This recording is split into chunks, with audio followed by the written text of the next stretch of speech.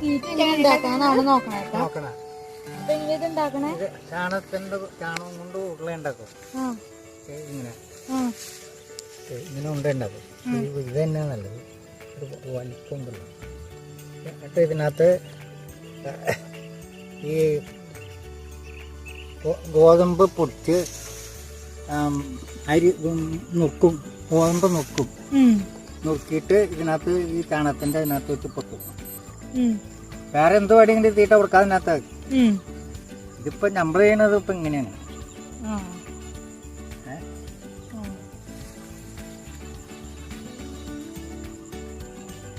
ഞാൻ ഇതിനെ ഇവിടെ വെച്ച് പുല്ല് അവിടെ കൊണ്ടുവന്ന് വെക്കും. ഇവിടെ തരയണത്